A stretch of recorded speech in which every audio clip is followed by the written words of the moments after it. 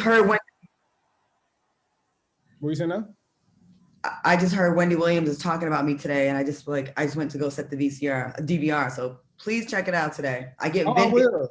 I finally get vindicated for something. Like I was so nervous. Someone said, "You're Gary with the T." Hit me. He's like, "You're on Wendy today." I'm like, "No, what did I do?" And he said, "No, it's good. Gary Owen is on there. You know how my name got thrown in the conversation? He said he cleared it. He was like, Claudia has been a good friend to both of us, and she had nothing to do with my divorce. And I'm like, thank you. No, that's really important because I know that was something that hurt my feelings, man. caused a lot of problems. So how do you, as a woman, as a and a journalist, how do you feel when people attack your character like that? Because you deal with a lot of controversy. I don't know why there's a certain segment of the population that really wants to believe the worst about me when I've shown you nothing to support that. The worst rumors about me have been things with no evidence. I heard, I think someone said. Yeah. Everyone got a goddamn camera phone, okay? If I was really out there in these streets as much as they would like you to believe, somebody would have something. Have receipts. You know what I mean? And I'm just like this. Listen, the people that they put me with, it's not true. And I'm like, the people I have been with, they don't say. And I'm just like, y'all want me to be this person so bad. And even when I clear the air, I'm a big fan of the truth. As a former journalist, like I said on Housewives, the truth means a lot to me. The truth, absolutely. It really does. And I feel like we've gotten away from that. We've gotten to a space where it's really about opinion. And opinion is not a fact. Opinion doesn't hold up. And I always tell people that. I say a fact is unfathomable truth. You can't defeat it. An opinion is maybe somewhat I think or I heard, like you said, I heard they said somebody told me. And I really feel like a lot of times, I say as a woman and as a journalist, that you get the brunt end of that because they're kind of like, okay, well, she's speaking about something that she doesn't know. Well, actually, you do know about it. I don't really speak on things unless I know about it, like because I don't really have a lot of confidence in my memory. My memory's terrible. So if I know something, I know it. It's not something I got to remember. Like, what did I say to the last person? It's a fact. And, like I may take an unpopular opinion sometimes because I also see both sides of the coin. You have to have a proper discussion. We have to have both sides of it. We can't all agree on the same thing if we're going to get an accurate story. That's the part of journalism people don't get. They want you to write about what they want to hear, not about what actually is. And so a lot of times friends and colleagues can get mad. I can't believe you ran this story about me. Are you talking about me in a story? That's my job. Exactly. And that's why my job. 100%. And that's why our country is where it is right now.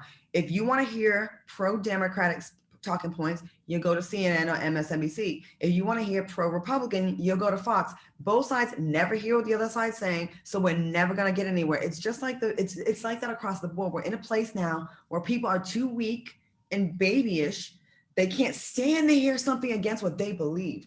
But guess what? That's how you grow as a human being. You're like, well, I never thought about it that way. Why didn't see it from your point of view? It opens your mind and it makes you be a more evolved human being.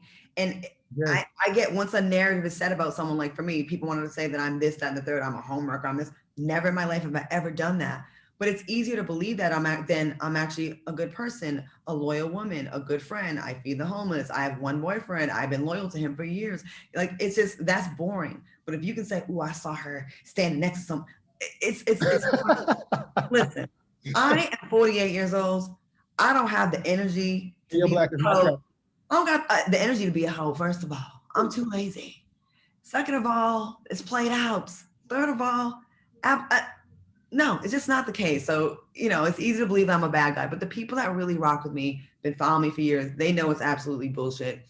But what can I do? You know what I mean? I'll watch that. I'm going to make sure we put that clip in here when we're talking about ratings. I will, and I'm glad you vindicated about that because that could devastate your reputation. And I even sent a message to Kenya. I'm like, I said, why are you dragging my name into this bullshit? You know it's not true. Like, if you know a girl in Dallas that you think that he's having an affair with, why don't you put her name out there instead of mine? Because there is no girl. There is no girl. So I'm an easy target. Once you get defined as such, a troublemaker or always in the mix, I'm an easy person. Just throw Claudia's name in it. They'll believe it. And they believe it. I'm like, there ain't enough hours in the day for me to be doing all this gallivanting y'all want me to be doing. No, especially since you're on multiple shows. You're on Queens of Cocktails. You're on TGIF. And I'm just kind of like, which, by the way, I love both shows. And I love how you are on both shows. You with all the ladies and then you with the guys. Y'all go in.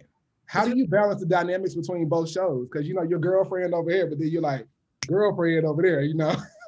They're two different shows, and we both, both shows we talk about hot topics, but I think on Monday show it's more girl power, more pro Black woman, and we need that, we need that, and we don't always agree, and that's fine.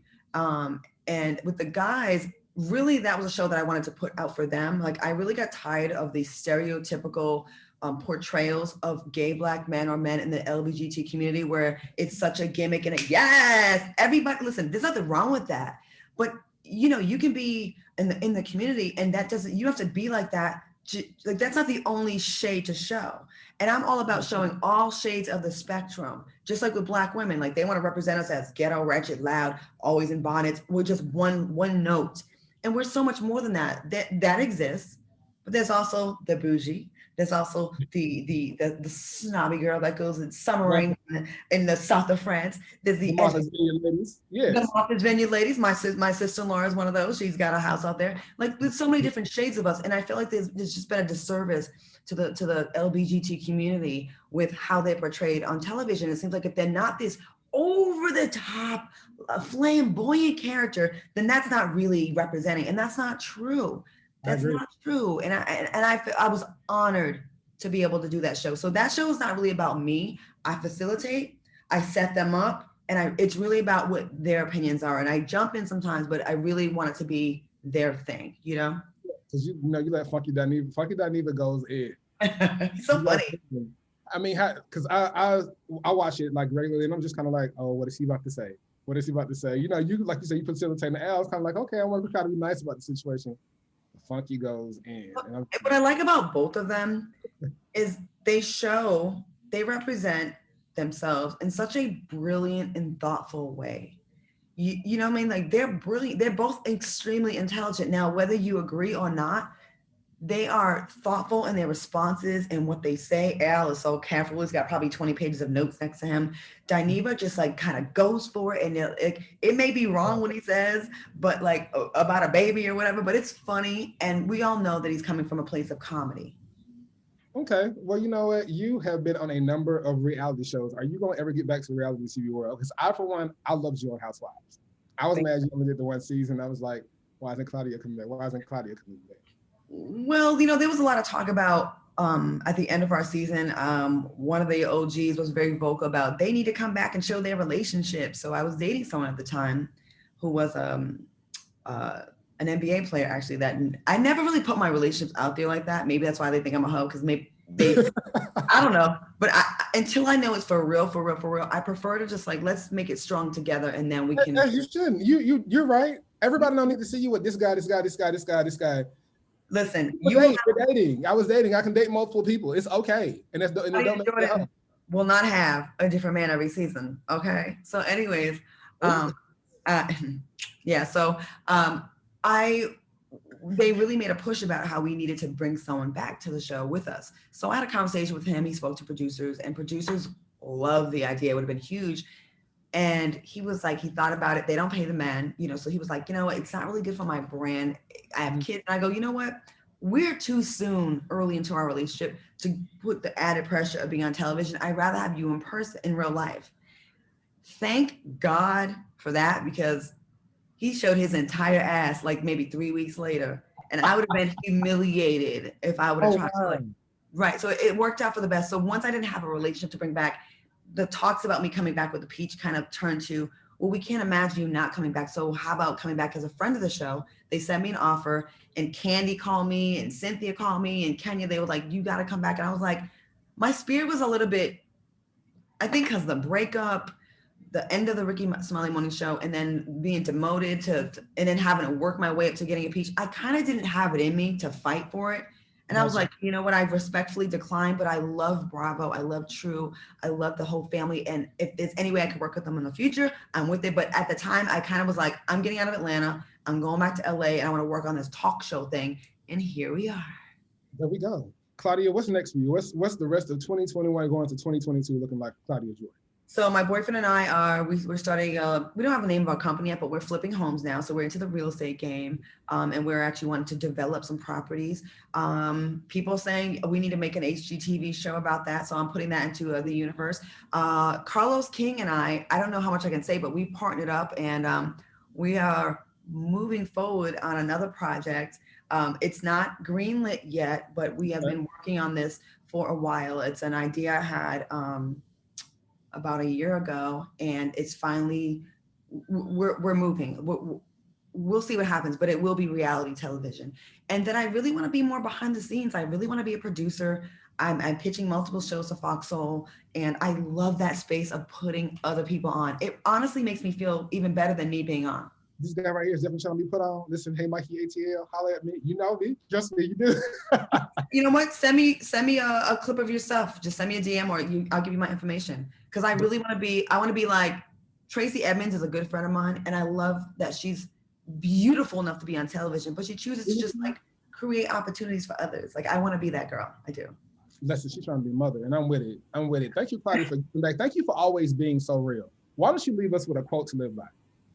I'll say this: if it was easy, everybody would be doing it. So people that are on, in the spotlight, or you feel like everyone's coming down on you and it's stressful.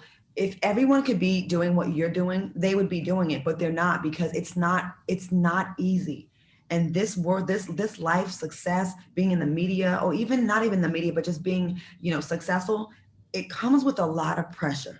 So when you doubt your purpose, just know, you were chosen. God knows you got it. And if it was easy, everybody else would be doing it instead of sitting on the sidelines, hating and complaining about you. That part. Thank you so much, Claudia. Thank you. Honored to talk to you. I will DM you right now, actually. Thank you, guys. This is the Atlanta Voice. You guys make sure you wish Claudia a great day. Follow her at Claudia Jordan on Instagram. Is that Twitter as well? Yep, everything. All right, guys. And check her out on Queens with Cocktails and TGIF. All right. Thank you, Claudia. Bye. All right, I'm gonna hit you now. Okay. Yeah, please do.